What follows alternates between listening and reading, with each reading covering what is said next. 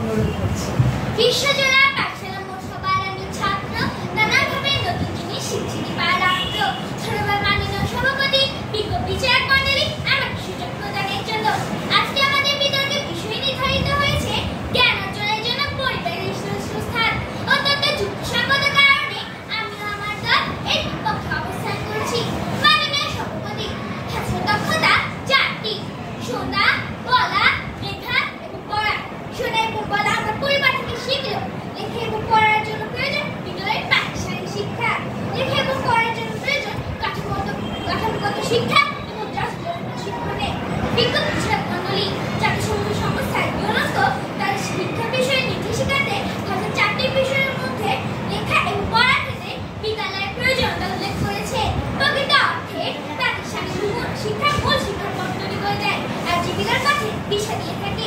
মাননীয় সভাপতি, লক্ষ্য করুন আমাদের যারা শিক্ষক মণ্ডলী আছেন ও এখানে যারা বিজ্ঞ বিচারক মণ্ডলী আছেন একটু লক্ষ্য করে দেখতে পাওয়া যায় ওনারা প্রত্যেকে শুধুমাত্র পারিবারিক শিক্ষা নয়, প্রাতিষ্ঠানিক জ্ঞান লাভ করেই তাদের এই যোগ্যতা প্রমাণ দিয়ে এখানে এসেছে।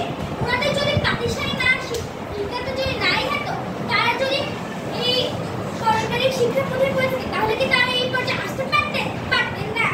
যারা আজকে আমাদের বিপক্ষে পারিবারিক শিক্ষা নিয়ে গল্প করতেছে, মাননীয় বিজ্ঞ বিচারক মণ্ডলী আমার বিপক্ষ দলের প্রথম বক্তব্য বলে গেলেন যে বেগম রোকেয়ার কথা, কিন্তু তিনি পারিবারিক শিক্ষা অর্জন করলো পরে তিনি বুঝতে পেরেছিলেন প্রাতিষ্ঠানিক শিক্ষার গুরুত্ব, তাই তিনি মাত্র 5 জন শিক্ষার্থী নিয়ে একটি বিদ্যালয় প্রতিষ্ঠা করেন।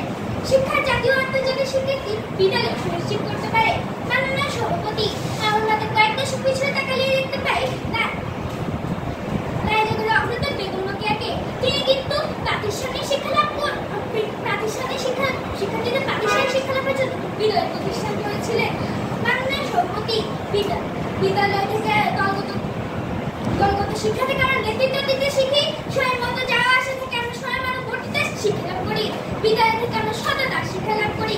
উচ্চবিত্ত ও নিম্নবিত্ত পরিবারের সন্তানরা কিন্তু বিদ্যালয় থেকে একই কাঠামোগত শিক্ষা লাভ করে। এখানে কিন্তু কোনো পারিবারিক অবস্থা বাধা হয়ে দাঁড়াতে পারেনি। তাই বলতে পারি মাননীয় বিচারক মণ্ডলী, পরিবার জ্ঞান অর্জনের জন্য একটি মাধ্যম হতে পারে মাত্র, কিন্তু কখনোই শ্রেষ্ঠ স্থান হতে পারে না। ধন্যবাদ মাননীয় সভাপতি, ধন্যবাদ সবাইকে। সম্মানিত সভাপতি এবং আমার শ্রদ্ধেয় শিক্ষকবৃন্দ, আজকে বিজ্ঞানের বিষয় নির্ধারণ করা হয়েছে শিক্ষা অর্জনের জন্য পরিবারের শ্রেষ্ঠ স্থান। আমি এবং আমার দল এই মতের প্রতি পূর্ণ সমর্থন জানাচ্ছি। আমাদের প্রতিপক্ষ বন্ধুরা বলেছে বিদ্যালয় প্রতিষ্ঠানে হলো একজন শিক্ষার্থীদের উপযোগী স্থান, কারণ সেখানে থাকে পাঠ্যক্রম, শিক্ষক এবং সহপাঠীদের সঙ্গে মিথস্ক্রিয়া। তবে আমি এই যুক্তিতে সম্মান দিতে বলতে চাই শিক্ষা কেবল পাঠ্য বইয়ের মধ্যে সীমাবদ্ধ নয়। শিক্ষা মানে হলো নৈতিকতা, আচরণ, ভাষা এবং মানবিক গুণাবলী অর্জন। আর এই মৌলিক শিক্ষার দুটি প্রশ্ন ঘুরে ওঠে স্থাপিত হয়ে ওঠে পরিবার থেকে। আমার প্রতিপক্ষ বন্ধুরা বলেছে পরিবার সবসময় দক্ষ শিক্ষক থাকে না। আমি বলছি জবাব বলবো শিক্ষক জ্ঞান দেয়, কথাটি সত্য, কিন্তু মানবিক শিক্ষা, মমতাবোধ এবং শিষ্টাচার শেখানোর দায়িত্ব প্রধানত পরিবারের। শিশু যখন জন্মগ্রহণ করে তখন তার প্রথম শিক্ষাগুরু হলো মা বাবা। হাঁটা, চলা, খাওয়া দাওয়া, অন্যকে সম্মান করা, এসব কিছু শিখে পরিবার থেকে। পরিবার এমন একটি জায়গা যেখানে সন্তান ভুল করলে শুরু দেওয়া হয় ভালোবাসা দিয়ে, ভয় না। এই মানসিক সুরক্ষা মূল্যবোধ শিক্ষা কোনো প্রতিষ্ঠান দিতে পারে না। সুতরাং আমি নির্মাণ করছি শিক্ষার্থীদের জন্য প্রকৃত প্রথম এবং সবচেয়ে গুরুত্বপূর্ণ স্থান হলো পরিবার। তাই এই প্রস্তাবটি যথার্থ এবং যুক্তিসঙ্গত। ধন্যবাদ।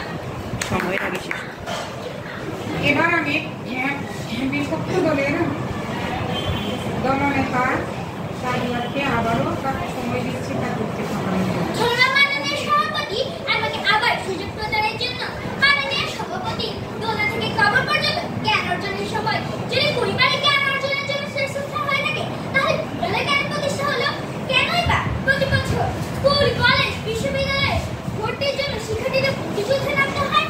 বিজ্ঞ বিচারক মণ্ডলী, আমি যদি আমার প্রতিপক্ষ দলের বন্ধুদের জিজ্ঞেস করি আপনারা বাসায় কি হতে চান, কেউ বলবেন ডাক্তার, কেউ সরকারি চাকরিজীবী, কেউ বলবেন ইঞ্জিনিয়ার।